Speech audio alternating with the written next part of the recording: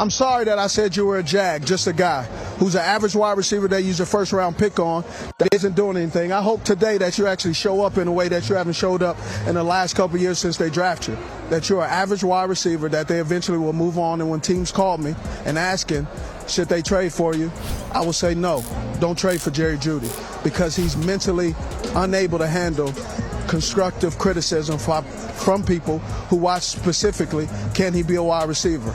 He could be a wide receiver. He's a tier 3. Go back into the studio. I'm done now. Thank you. The cold winds rolling off Lake Erie felt harsher than usual Sunday afternoon, not just because the San Francisco 49ers bullied their way to a 26-8 win over Cleveland, but because, for a moment, it looked like the Browns' sideline was on the verge of splitting in two. Jerry Jeudy, all I got to say is you can go ahead and sit the fuck down. Real shit, like we not watching Browns games to see you at all. Only reason I even check the score of a Browns game is to see what the fuck Shedeur doing. That's about it. Nobody's fucking checking for you. Especially considering the fact that we all know that you're an agent of destruction for Kevin Stefanski. We all know you on his side. We picked up on that shit last week. Shedeur throwing absolute steamers out there, 40-yard steamers out there, and what you do, you get to playing hopscotch and shit and fumble that motherfucker. Man, get on somewhere. Now this week you all up in Shedeur face pointing at the iPad, clapping and shit like you Justin Jefferson. Get the fuck on somewhere. Only person that got the right to have that reaction to anything from his quarterback is Justin Jefferson. They got that man playing with motherfuckers who should be working fast food. But you can take all that attitude and sit down somewhere. Real shit, we ain't trying to see it from you. Especially because we know you working with Kevin Stefanski to sabotage Shedeur. Because all them weeks that Dylan Gabriel was sitting at that quarterback position throwing them ham sandwiches at y'all ass, you ain't say shit to him. You ain't do none of that extra shit on the sideline to him. Now all of a sudden it is Shedeur, you all up in his face doing all that extra shit. Boy, go on somewhere. Real shit. Steve Smith was right about you and you not good enough to have that fucking attitude on you. Get the fuck on somewhere. Real shit. CBS cameras caught what would become the talking point of the NFL week. Rookie quarterback Shedeur Sanders and star receiver Jerry Jeudy locked in a heated, animated, undeniably tense argument while huddled over a sideline tablet. Jeudy clapped his hands aggressively. Sanders stood up and shook his head. And the relationship between quarterback and wideout suddenly became the most scrutinized pairing in the league. The quarterback's not your bitch. You can't come and talk to this man any kind of way. Yeah, we got a problem here. Let's discuss it. Let's talk. But all that, come on, Jerry Jeudy. Last week he threw you a ball. Beautiful ball. You caught it, but you were doop, dancing around, and things went down. I didn't see Shedeur come up in your face and say a word. Jerry Jeudy, this is daft. This is as dumb as you can be. Given the Browns' disjointed 3-9 season, the optics were explosive. A young quarterback fighting for legitimacy, a former Pro Bowl receiver fighting for relevance, a fan base fighting for hope, and all of it boiling over in real time before millions of viewers. But as with most sideline controversies, the truth runs deeper, more complicated, and far more human. The glaring things that I see wrong with Shedeur is his feet in the pocket are absolutely a train wreck. The reason why Jerry Jeudy got mad is not because he overthrew him. He missed him in the first window. He should have thrown it sooner, been ready to throw it. Jerry would have caught it, run out the back door for a touchdown. Now, Jerry shouldn't have done that. I got that. But anyway, that's why he was angry. His anticipation's not there. When he's asked to make a play with the concept, other than the touchdown pass, which was a great throw, great play, he struggles with where his eyes are, where his feet are. He had a dagger wide open. He threw the check down, overthrew it. He had Jerry Jeudy on a sail cut, went right to the check down. So all the reasons you guys hated Dylan Gabriel because he went to the check down, we're seeing the same thing. So I don't know if they're taught like this. I know they had some offensive line issues. Maybe he felt pressure. So of his completions, 9 or 10 of them were within 2 yards of the line of scrimmage. I mean, he had too many ops to throw down. Yeah, but what I'm saying is with ops that he did have, the one completion he got his arm hit, he made a terrible read on that. The first read, the tight end going across the face of the safety. That's number one. If safety says no, you go right now, bang. He waited, tried to hit the seam ball, stared him down. If his arm didn't get hit, that was a pick by the safety. I'm not discouraged by him. Obviously, the situational play was awful. He wasn't in a lot of great 1st and 10, 2nd and 3 opportunities. They're trying to force the running game, which I understand with a young quarterback, but they got a lot of work to do with this kid. I'm not giving him a C. It's incomplete. Let's let him keep playing and see what happens. The confrontation occurred at the start of the fourth quarter. Moments earlier, Sanders had narrowly overthrown Jeudy on a deep ball, one that would have flipped the stadium's energy had it been completed. Jeudy came off the field frustrated, shaking his head, visibly upset at another missed opportunity in a season defined by that. The hardest thing in this game and right now is having trust. Having trust with everybody, you know. Certain movements, certain way we make eye contact, like certain things, it is so detailed, and that's how I play very comfortably. So that's how I get in my comfort zone. That's how I get in my bag. That's how I'm able to do that. So it's different because this is a different year. It's not a traditional way. You know, it's not a traditional situation, and that's okay because it's a challenge. And I know we're gonna be able to overcome the challenge, but it just expedite everything, and we just go out there, you know, and just take risks. It is what it is. Minutes later, while reviewing the play on a tablet, Jeudy clapped sharply and repeatedly, emphasizing his point. Sanders fired back, rising to his feet as the two exchanged tense words. At one point, veteran center Ethan Pocic even stepped in, subtly placing himself between them. And like that, click, the camera cut away, but the moment lived on, destined for social media frenzy and sports talk cannon fire. Those few seconds became a full-blown narrative. Was Cleveland's locker room fracturing? Was Jeudy turning on his rookie QB? Was Sanders already losing the confidence of his star weapon?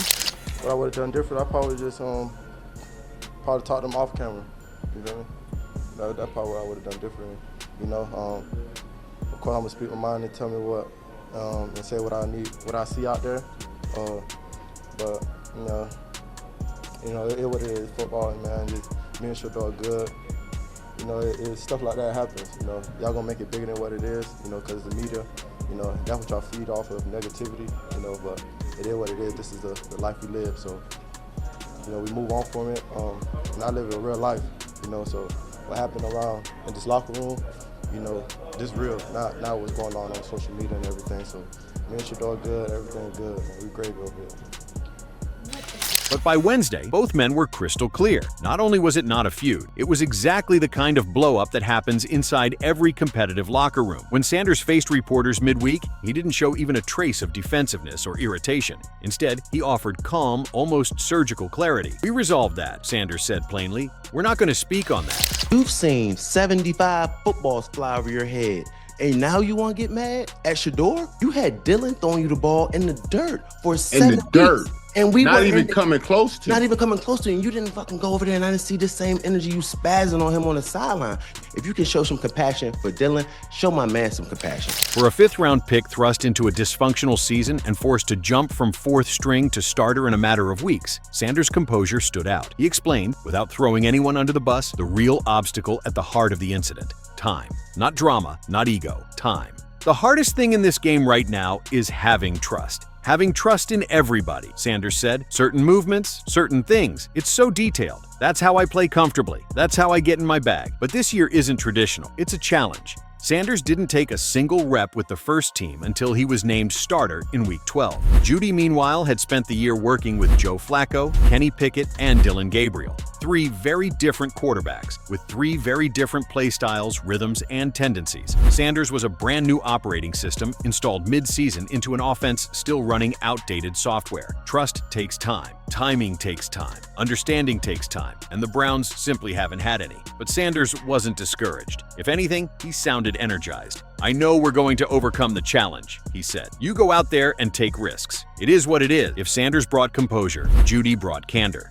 "We spoke about it. We're good," Jeudy said. "It's an emotional sport. Stuff like that happens." Jeudy didn't dodge responsibility either. He acknowledged that if he could redo the moment, he would have handled it differently. "I probably would have talked to him off camera. That's what I would have done differently," he admitted. "I'm going to speak my mind and say what I see out there, but it is what it is. Football." But then Jeudy turned his attention outward, toward the media, toward fans, toward the narratives swirling around him. "Y'all are going to make it bigger than what it is because the media feeds off negativity," he said. "I live in real life. Whatever happens in this locker room, that's real, not social media.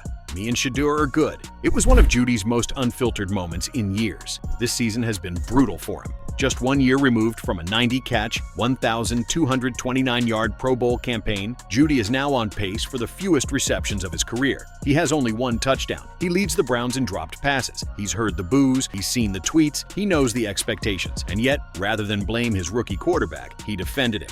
That alone speaks volumes. Kevin Stefanski, whose job security has become a season-long storyline of its own, didn't flinch when asked about the incident. "Football is an emotional sport," Stefanski said. "When you're a family like we are, you can have disagreements. Sometimes everyone gets to see them. Sometimes they're behind closed doors." He emphasized that the situation had been addressed internally and was not something he was concerned about. To Stefanski, what happened wasn't a crack in the foundation. It was a symptom of how deeply this team, even at 3-9, wants to win. And in a strange way, he might be right. If you have a sideline without arguments, without passion, without fire, then you have a team that has already quit. The Browns, for all their dysfunction, clearly haven't. The most telling part of Sanders' post-game comments wasn't about the sideline spat at all. It was about how hard it is to build chemistry on the fly. This team is not going to be a microwave thing, Sanders said. It takes time to develop chemistry with everybody, to be on the same page with Jerry.